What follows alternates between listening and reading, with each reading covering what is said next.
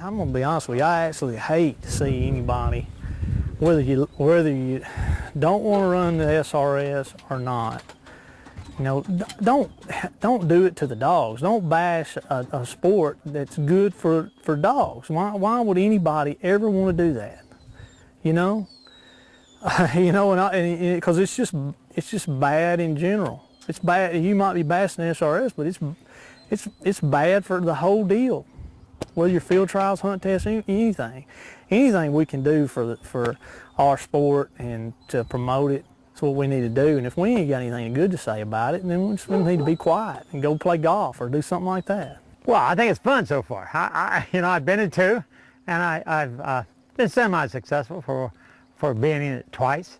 And the people are great. They really are. I mean, I've run field trials a number of years, and if you don't enjoy people, you probably don't enjoy dogs, and I enjoy both. And so this is an outdoor event, and they got good people, and I enjoy it. I just don't see really there's a problem with the judging. The system works. With any judging venue, sports in general, and that's what this is, you're going to have calls go for us and against us, and that's just the nature of the game. But you know, you got three guys sitting there watching, judging, which I think is fair. And you know, if you had two guys, you might have some problems with the SRS. But you got three guys sitting there, you got three sets of eyes looking, setting, and communicating. The thing that I like about our scoring system is that there's not a whole lot of gray area. Most of the time it's black and white. If you blow the whistle, you incur a 2-point fault. You know, if you handle your dog to the area of the bird, you incur a 10-point penalty. So that takes a whole lot of the human error factor out of it. We changed the way the judges are scoring the marks to kind of give the dog a little chance to work instead of forcing the handler into handling prematurely to avoid, you know, a bad line to a mark. You know, and letting the dog, see if the dog can go out there and get it, you know, and we've changed that. So, you know, the judging, the way we judge, it's all changed. But as far as the judges, you know, we've always had good judges, always. Well, that's one thing that I always enjoyed about it was the objectivity of the system. Because like you say, there's 2 out of the 3 have to concur on the score or it doesn't go through. And I think that takes a lot of the subjectivity out of judging, which in any event, whether it's a hunt test or a field trial or, you know, the SRS for that matter, it really levels the playing field, you know, for everybody. Immediately you know how well you did, okay, because you're judging against a standard and you're not judging against, you know, each other per se, okay? And you've got 3 judges, and if I understand the rules right, or I understand everything, 2 of them have to agree before it is official, and you have to do it within some period of time. And I don't know how you could get much fairer. You know, overall, the quality of judging, and you know, when you look at a set of judges, it used to be the old way, and we talked about this, we didn't know who was going to judge until the night before when they introduced them. So, you know, in some ways, I don't care who's judging. I don't want to know the tests the night before.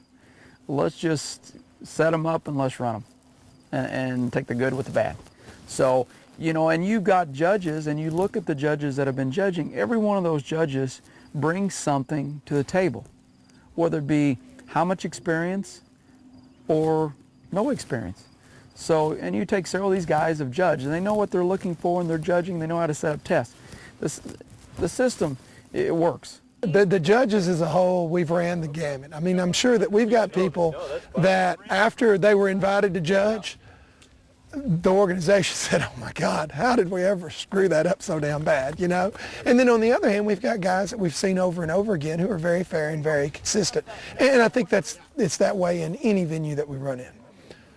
I think that the great thing about the SRS and our scoring system is that we take a whole lot of the gray area out of the judging by, you know, listing these are faults, this is what they score. So overall, I think that helps put everybody on a more level playing field no matter who the judges are. They have to take a whole week of their life to come out here and do this. and they get absolutely nothing from it other than just being a part of the dog world. And I think that's why they do it. They want to give back to the dog world. They enjoy being around the dogs. They enjoy watching them work. And so, I think it's a pleasure to them to come out and do it. And, of course, they learn too. And people made a statement, well, if you're going to judge pros, and you need to be qualified to judge them. Well, who's going? Somebody that works and has got time to judge, who's going to be that qualified? No, nobody. Can't anybody be that qualified because they don't stand next to them for 12 hours a day, 5-6 days a week. They can't be that qualified. Somebody said to me, how did they get 30 out of that score? And I said, well, I kind of see it. I mean, I didn't do very well in the short run. I wasn't ready with my whistle because I thought she had it, and I was being rather nonchalant about it. And she blew on through and didn't do that well.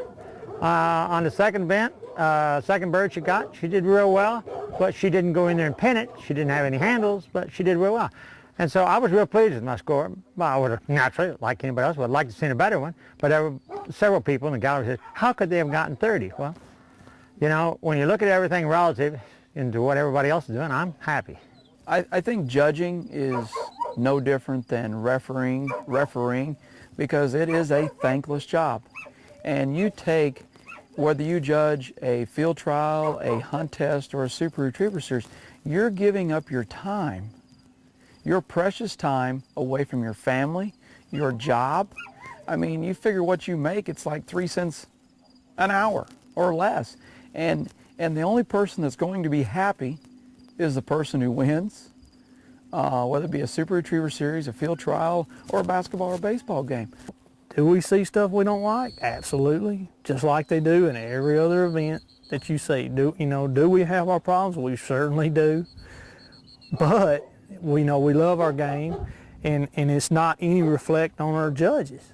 It's a lot of times you have different opinions and different ideas of what they want to see when they set it up or whatever, and it might not be exactly what you train for or you like to run, but there's absolutely nothing wrong with it. I've judged hunt tests way back, so I know how they feel as far as it really is a thankless job.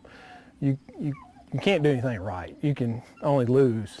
If you don't set the test up the way everybody thought it should have been set up, you got a whole crew of armchair quarterbacks sitting back there criticizing everything you've done. And, it only takes one little shift of the wind or one change of the sun and, clouds or the way the bird falls, and somebody didn't get a fair run, and somebody's mad about it. That's just part of it, But, those guys that sit in that chair, you've got to appreciate the time that they've taken out to come and do this for us, because it's not for them.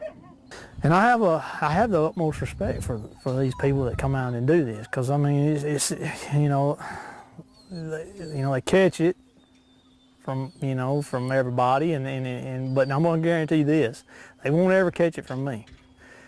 I had a score today I thought was a little high, but I turned, thank you for your time, because I know they're doing the best they can do. They're human. Are they going to catch everything? No. Are they going to make mistakes? Certainly they're going to make mistakes. And so after I've done it, I've got a newfound respect for those people sitting back there. And I guarantee you I won't ever forget it.